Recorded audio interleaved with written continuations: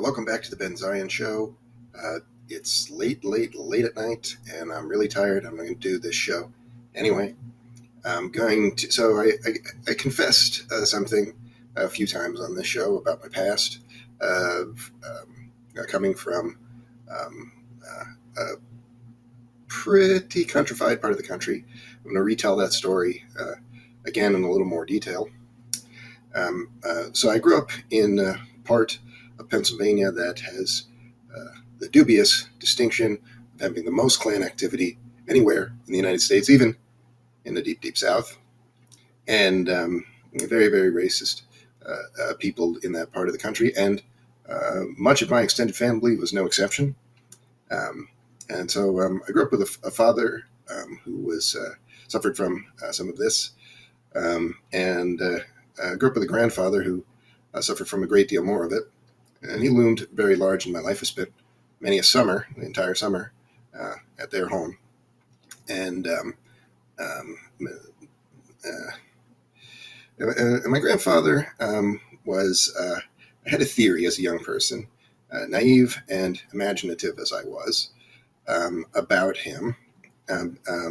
This is an origin story of the name Ben Zion to a small degree. I've explained many times that this name, Johann Ben Zion, is meant to suggest a voice crying in the wilderness for a techno-utopian outcome. And it's maybe a little bit of stretch, Ben Zionism, describing techno-utopian things. There's a lot of other shows where I talk about some of that. I'm not going to get into any of that right now. So this grandfather of mine, he had, his last name was Gross. He passed away. He died of coronavirus.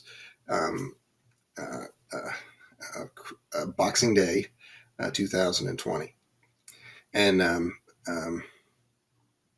or 2021. I can't remember. He definitely died of coronavirus on one of those two dates.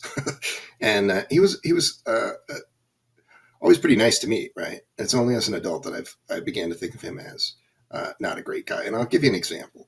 I say he's nice to me, but there was a joke in that he told me on one occasion that mirrors many, many other jokes that he told.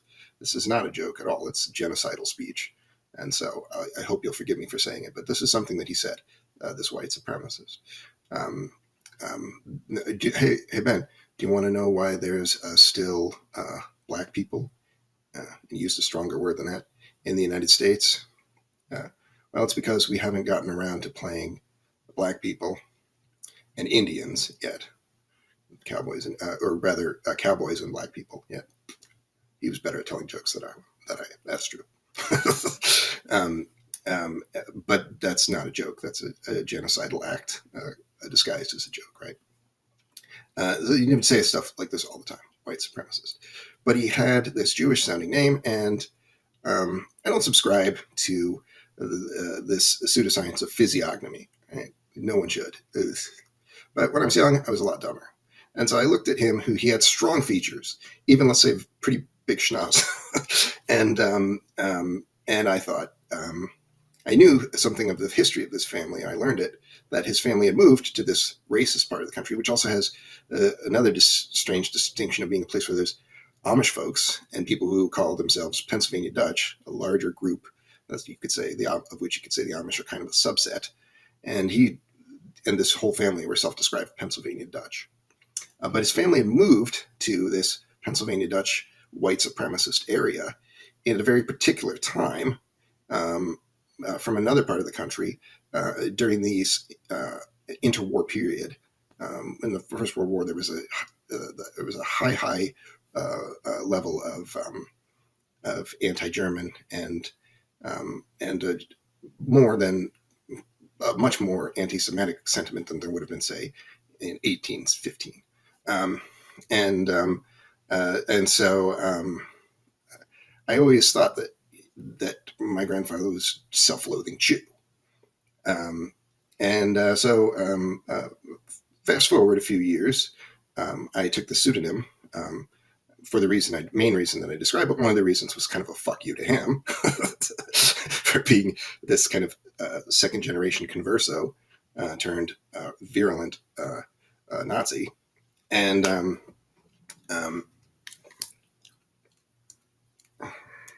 still miss him. And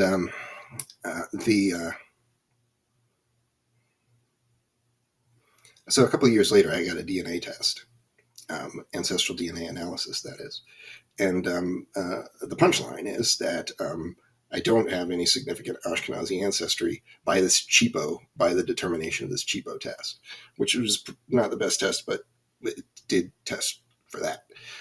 So if I have any, it's open to interpretation, and it would be a pretty small percentage. Although I have a lot of German ancestry, and the test said, if you have a lot of German ancestry, there's a good chance if you identify as Jewish that you're Jewish. But that doesn't describe myself. So I took this to be a dashing of the theory of my youth, but I still kept using this because I'm a Marxist transhumanist, and I still thought that it was apt. So that's part of this origin of the pseudonym, a story of American grotesqueness. I told this story recently too. I've been working on a movie. I was going to stop the podcast, but I'll keep talking for a second. I'll dig the hole even deeper. I'm working on an animated film made entirely from video art generation. Not entirely, but the bulk of the moving images in this movie are made by a computer brain, AI art generator. And that's something you couldn't do a few years ago. It's something that you could kind of do a few years ago if you worked for $5 million studio, but nobody was doing it in quite this way. So I know a couple of people, one person in particular who I'm closer to than the others, who worked closely on a movie with William Shatner.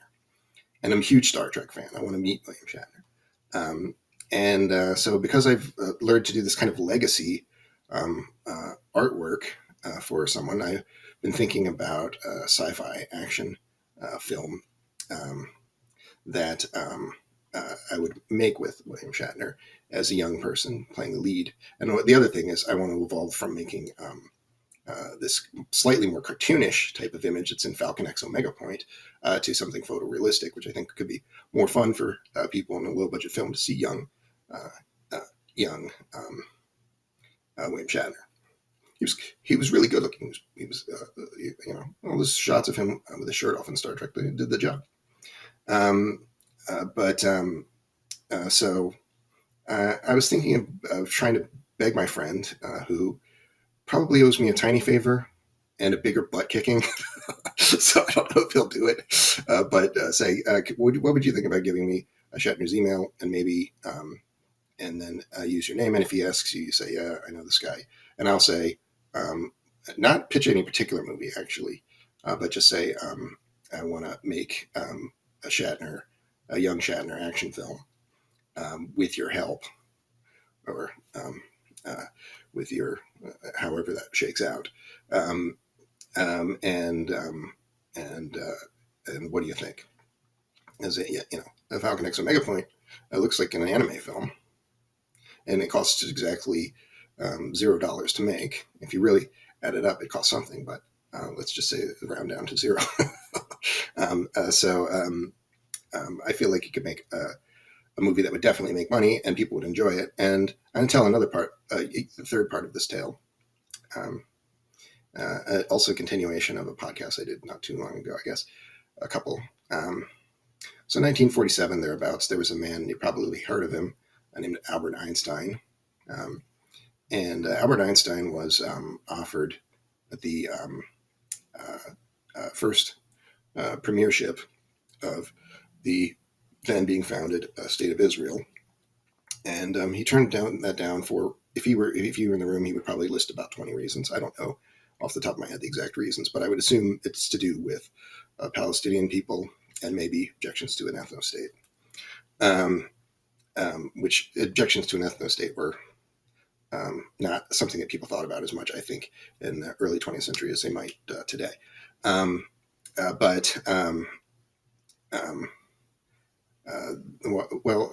I think that Albert Einstein ignored something, or maybe even didn't realize something, even though his brain was taken out of his head because he's just that amazing. But I think he may have overlooked something in that, which is you can't stop the formation of a state probably by your action. That's a tough thing to do. That involves being very proficient with a grenade launcher, killing about 1,000 very particular people. You can't stop the fact that there are ethno-states or the other objections that he may have raised. What he could have done in accepting this premiership was something that no one did in the 20th century, something that someone should have done in the 20th century. He would have, in the popular imagination, become the scientific socialist Moses. He already was on the verge of being that. He would have inspired people, realigned world power to some degree, at least, perhaps a very high degree. He was a scientific socialist to fighting for a more humane and sustainable, just better fucking built world. And William Shatner, he's a cool guy. You know, and one thing that William Shatner and Albert Einstein probably have in common there is, look, if you count up the number of faces of those two guys that you see in a T-shirt, it's probably about even. There's a lot of people love Captain Kirk. They fucking love him. And, I thought, make something like this with some scientific socialist and transhumanist ideas. Maybe I could inspire people in the way that I've just described.